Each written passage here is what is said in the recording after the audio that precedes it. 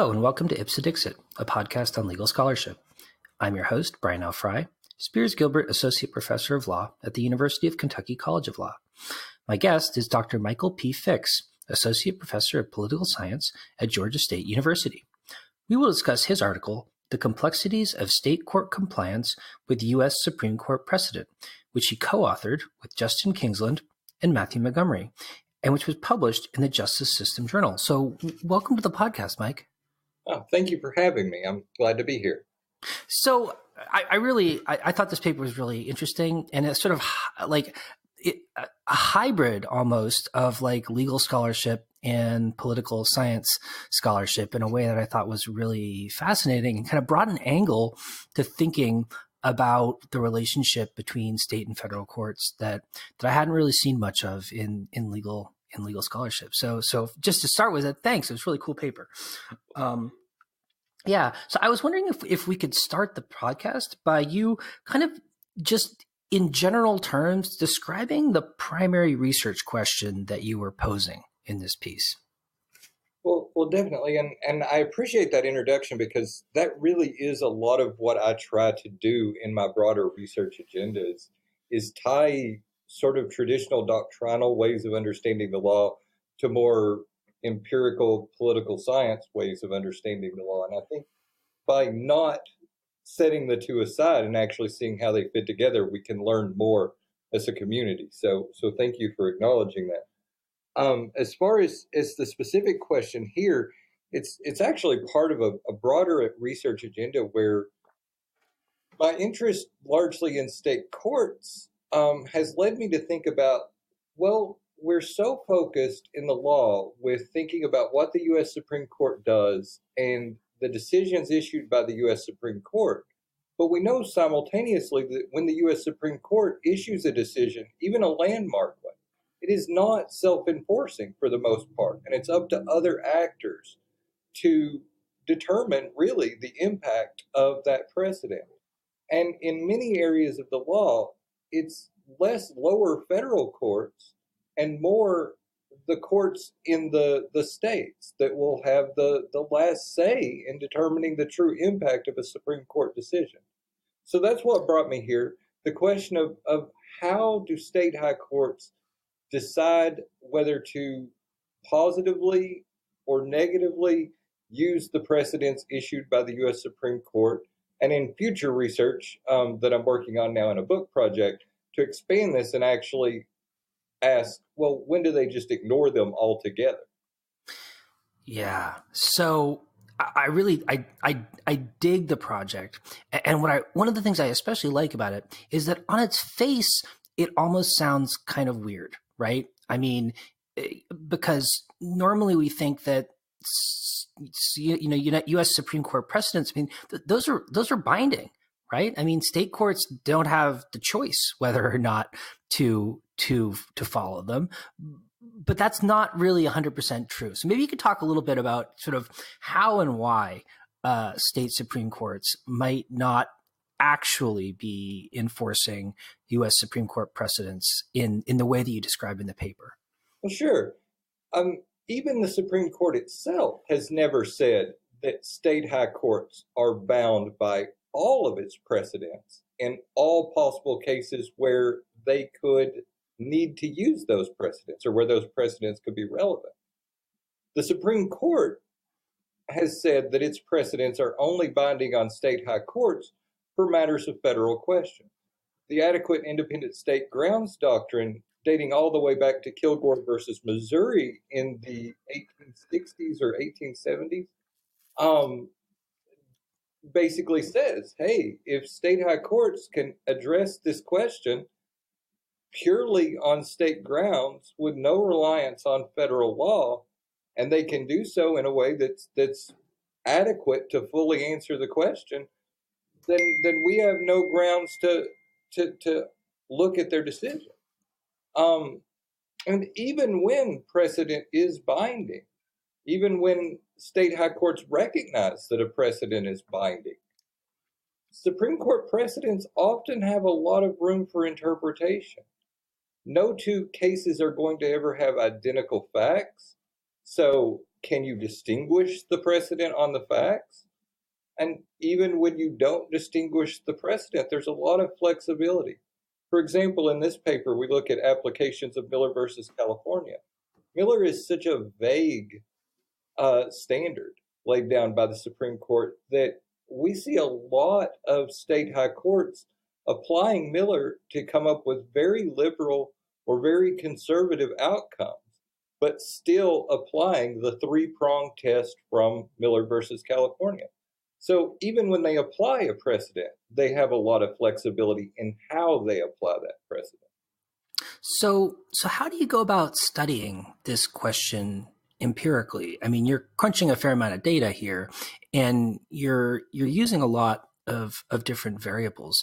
Can you talk a little bit about sort of how you conceptualize approaching, like, posing this question, and why you chose to look at certain variables and maybe not other ones? Well, that's a good question because for me, it always starts with the research question. What is it that I want to ask? What is it that I want to understand? What is it that I think existing explanations are insufficient to tell us? And then from there, I try to figure out how to get from there to something that I can empirically model. And what that means is, in this case, reading hundreds of state high court obscenity decisions. And so I and the two grad students who worked with me on this project read every state high court obscenity decision issued since the Supreme Court handed down Miller versus California. And in doing so, we were trying to isolate the core factors.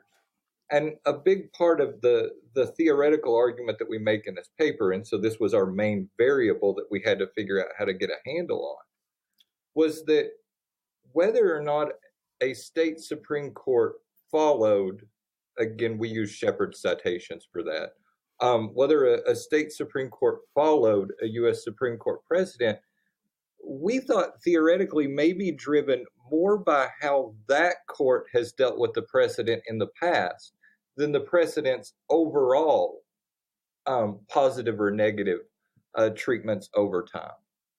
And so to do that, we started with each of those state high court decisions, and we looked at whether the state high court positively treated Miller, negatively treated Miller, or simply cited it, or anything else that Shepard's would code as a neutral treatment.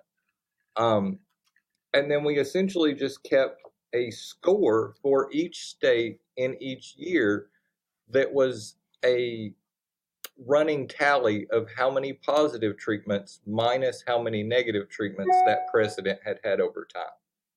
Mm. And so that was our main variable of theoretical interest, was how did past treatments by a specific state high court impact whether or not that state high court would treat the precedent positively in the future. Mm-hmm. Mm-hmm. And I noticed that you used a term, I think basically another variable that I hadn't seen before, but looked like it had some political science literature surrounding it, which was precedent vitality. And I thought that was really interesting. I was wondering if you could just spend a minute talking about what precedent vitality is, sort of how it's measured and how it figured into the research question you were posing in your paper. Well, sure. And so that was actually the measure I was just talking about without trying to use the terminology. But I'll give you a little bit of background on that. There is a measure of precedent vitality in the political science literature dating back to the early 2000s. But traditionally, this measure looked simply at how vital or how strong a precedent was as a function of that precedent's future treatment by the U.S. Supreme Court only, right? So that was the traditional measure of precedent vitality. And then here we were arguing that, hey, it may be more a state-specific version of this that's relevant. And so the original measure was just, again, a running tally of all the positive treatments that a precedent had had minus all of the negative treatments it had had by the U.S. Supreme Court. Our change to that measure was to do a state-specific version of that, as I mentioned a little while ago, where we did that same running tally, but with each individual state high court. Okay, so when it comes to Miller v. California, the Supreme Court case you used to kind of test out your hypothesis, how did Miller score in sort of the previous Supreme Court focused ranking of or measurement of precedent vitality? And did the vitality of that precedent have an effect on your decision to select it? Well, that was actually one of the reasons why I decided to use Miller versus California here. And that was because its precedent vitality score, again, the U.S. Supreme Court one, just looking at future U.S. Supreme Court treatments of that decision, was positive and increasing over time. The U.S. Supreme Court has uniformly treated Miller positively over time. It has never negatively treated it since it was first established. So I thought this made an interesting precedent to look at initially, because any variation that existed was going to exist at the state level, right? Because if precedent vitality alone should explain how states react to this, well, then those effects should be uniform across all 52 state high courts. But if how the individual state has treated it matters, then we should see variation in effects across the 52 state high courts. Yeah, so I have to say, I found the sort of the concept of precedent vitality and sort of the way it was framed and measured really interesting, because as soon as I read the paper, I understood what the goal was, and was surprised to see. So like in one of the, I think it was in a footnote, you listed a bunch of Supreme Court cases that have been ranked as like high precedent vitality. And like a lot of them are cases that most law professors see as like highly contested, right? Cases like Lemon, cases like Chevron, cases like Miller for that matter, right? Which a lot of people are, I think, kind of critical of doctrinally. But it was fascinating to me to see that like on a different scale of measurement, a lot of those cases that might otherwise be seen as contested are actually quite stable. Yeah, I actually, to be honest, was kind of surprised by some of those as well, and especially Lemon. And so for our book project, actually, I'm doing with my colleague Ben Kassow at the University of North Dakota, where we're exploring this in greater theoretical depth. Lemon is going to be one of the cases we're going to examine there. So we're going to try to sort out what's going on there. But and Chevron as well. Chevron's another interesting one. I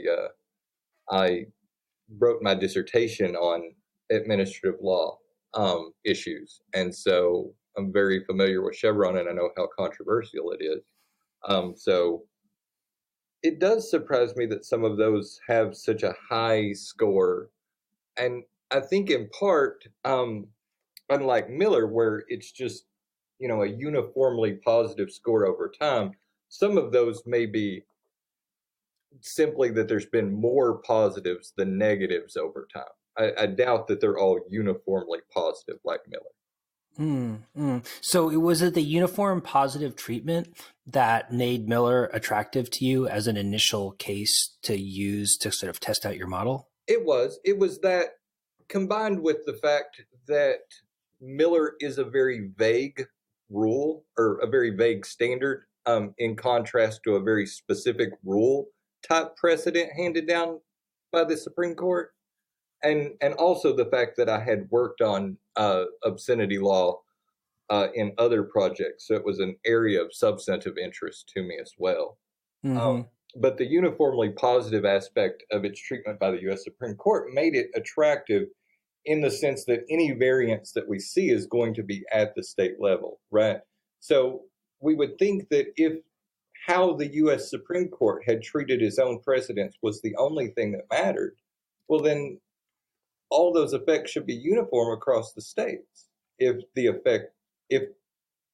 precedent vitality was uniformly positive over time, like with Mm, Miller. So maybe you could talk a little bit about sort of how you ran the actual study in a kind of big picture or macro sense. I mean, you've talked a little bit about like the scoring and the data gathering process, but I think it would be helpful to sort of get a better handle on sort of how you actually structured the analysis of the data, sort of what you were sort of hypothetically expecting to find and whether your results were consistent with your expectations.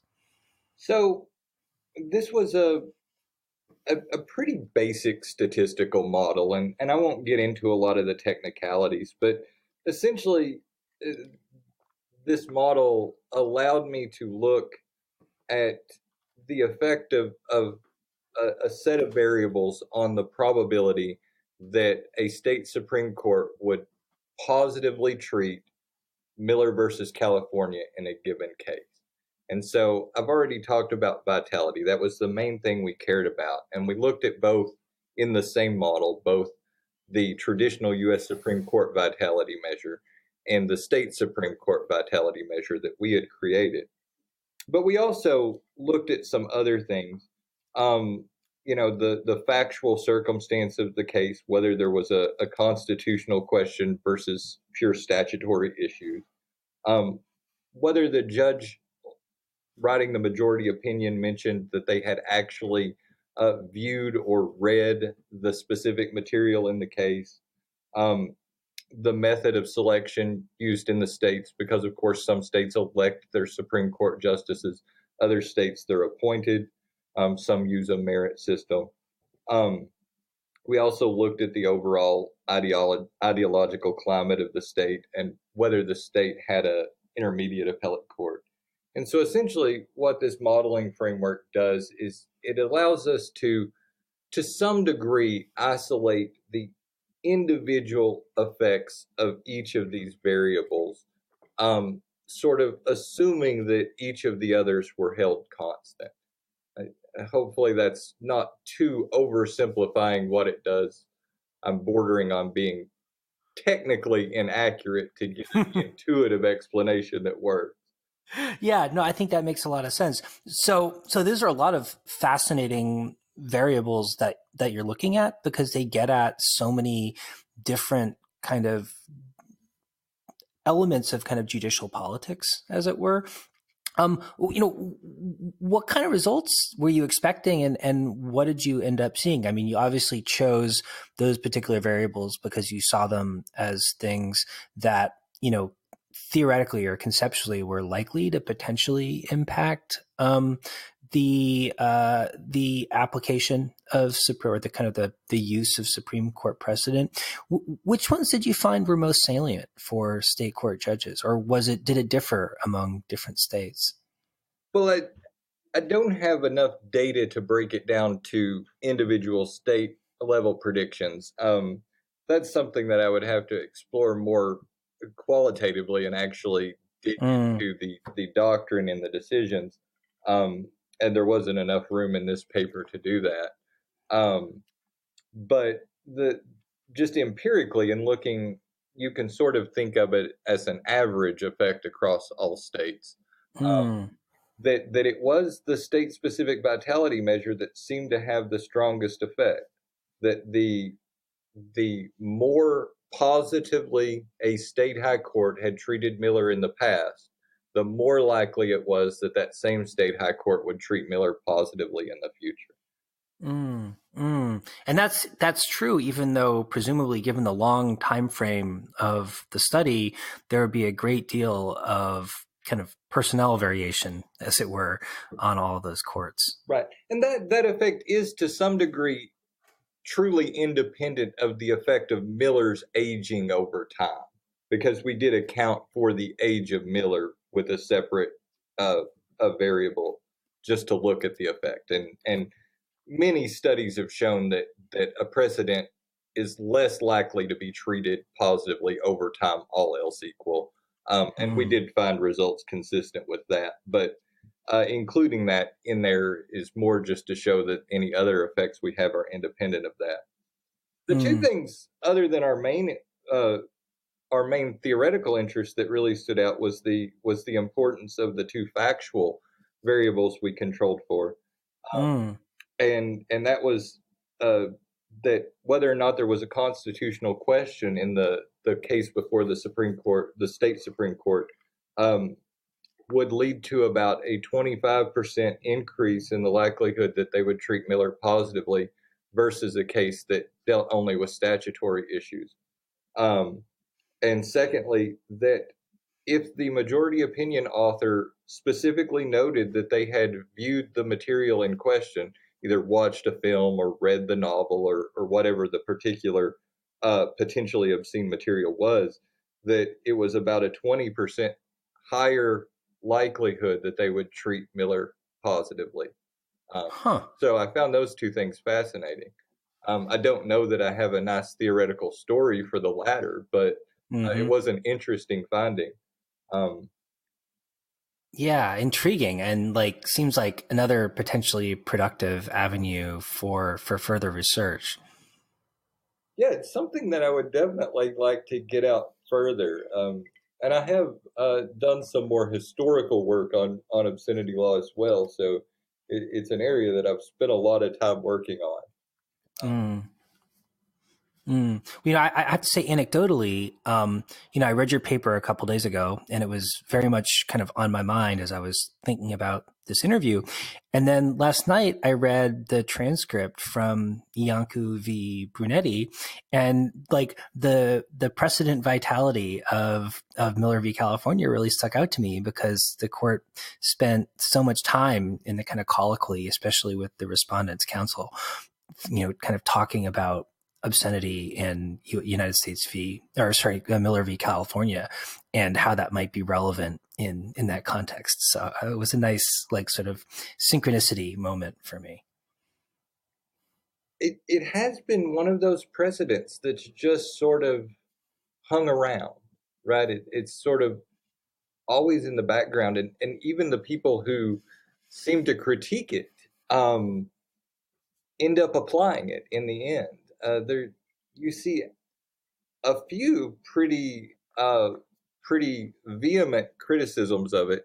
The Utah Supreme Court in Salt Lake City versus Pippenberg, a late '70s case, provided one of the most vociferous critiques of a U.S. Supreme Court decision I've ever seen, and they essentially said, and this isn't an exact quote, I don't have it in front of me, it's a bit of a paraphrase, but they called judges who applied Miller versus California looking for a redeeming value in a piece of obscene material, likened to a dog returning to its own vomit in search of some morsel in the filth that may have a redeeming value to its own taste.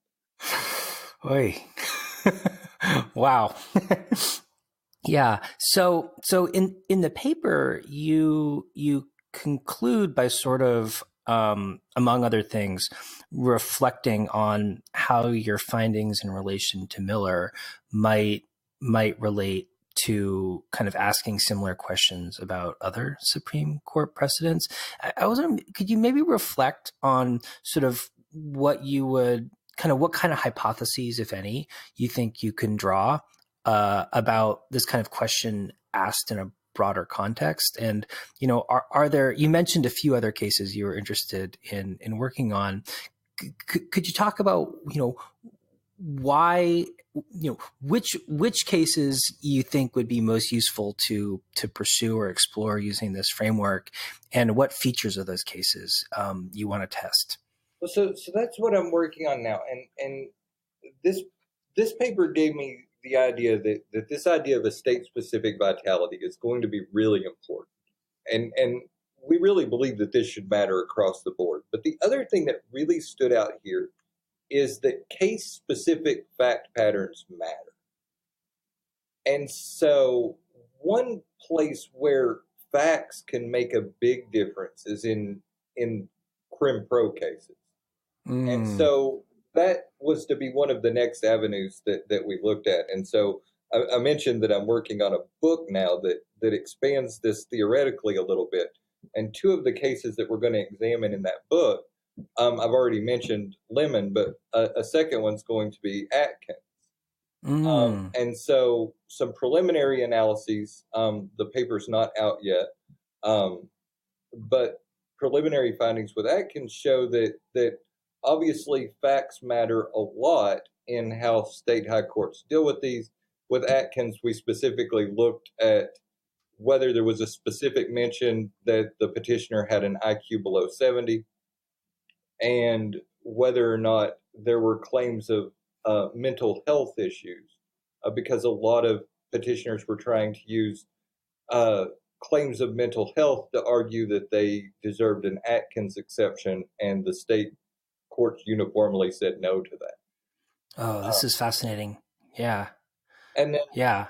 in addition to vitality and case facts, another thing that we think is going to matter a lot, and something that we need to look at more, is whether the initial U.S. Supreme Court precedent um, involved a sort of vague standard that gave state high courts a lot of flexibility in how they applied them, as with Miller versus California, or a real clear rule where they had little wiggle room, such as in Atkins, where the court held, you know, absolutely no executions of the intellectually disabled, although Mm. they left a lot of wiggle room in determining who was intellectually disabled. Yeah. Well, I got to say, I mean, I clerked on a state Supreme Court, the Washington State Supreme Court, and so a lot of what you're doing in this paper really resonated with my experience of how state Supreme Courts kind of thought about and applied or didn't apply quite quite directly U.S. Supreme Court precedent. And if I may, it really struck me that two cases are kind of related cases that might be worth studying as well would be both Crawford on the testimony and the Blakely Booker line of cases on sentencing, because state Supreme Courts, as you say, were applying those cases a lot and really kind of increasingly giving their own gloss to what those cases were holding. Yeah, I think those are good suggestions. Actually, Blakely and Booker were what was a line that I was thinking about potentially exploring for the book we're doing now, and the problem there is automating the coding on this stuff is pretty difficult. So, we have to read these state high court decisions to create these variables with the same level of scrutiny as if we were doing a doctrinal examination of the opinion. So it's very time consuming. So when you have a case where there's a few thousand state Supreme Court decisions dealing with the precedent, um, it gets very difficult. But definitely, it's something I would like to try to do in the future if I can acquire some grant money to hire an army of research assistants to tackle some of those larger cases. So far, one of the big case selection factors has been the number of cases where a state high court has dealt with the precedent, because I need a sufficient number to be able to do the kind of empirical work I do and still meet the assumptions of the statistical models, but not so many that it's untenable to hand code all the variables in all the cases. Right. That makes a lot of sense. Well, so Mike, I was wondering if in closing you could just talk a little bit. You've said something already, but maybe talk a little bit more about sort of what your kind of hypothetical expectations are going forward as you work on this new book project and start looking at some other cases with different features? Sort of what are you expecting to see, and what are you expecting areas of uncertainty where you're kind of expecting unpredictability, or, maybe looking for things that we wouldn't necessarily think about? Okay. Well, the main thing that we expect is to continue to see this state vitality have a strong effect. That the more a state high court positively treats a given precedent, the more likely they are to continue to do so in the future. Um, the other thing that we are pretty sure about is that in any given issue area, there's going to be a handful of core factual considerations specific to each individual case that should matter.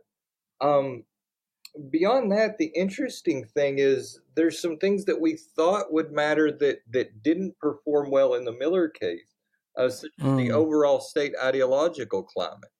Um, Ideology or obscenity is a big moral issue in many states. So we thought that would have an effect. Unlike the U.S. Supreme Court, state high courts are tied to the public because many of them are elected. So it's going to be interesting to see if ideology starts to matter in other areas.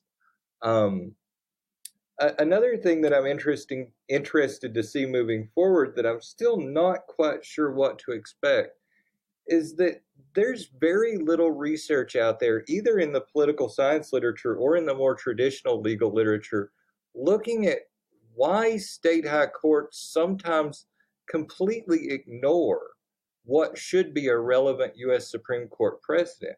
So even though we didn't do that in this paper, imagine a state high court obscenity case where they just make no mention whatsoever of Miller versus California. Under what circumstances do they decide to do that? And that's something that we're exploring in the book, that I think is going to be interesting, but we don't really have a lot of big expectations yet for when we should see that versus when we shouldn't. It's something that we're still fleshing out a little bit.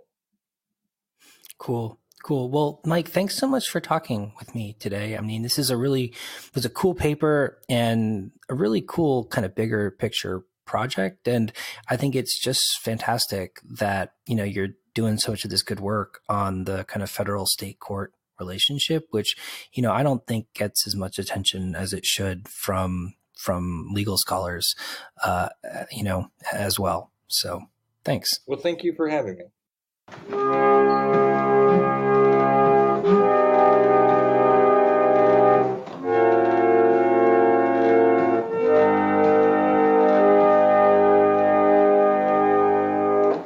We're here with Alan Arkin, who's one of the stars of the new comedy Fire Sale. Is there any sex or violence in Fire Sale? Rob and I hold each other and jump up and down at one point.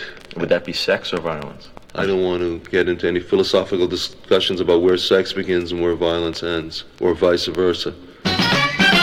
Fire Sale. It's just plain nuts. Rated PG, parental guidance suggested.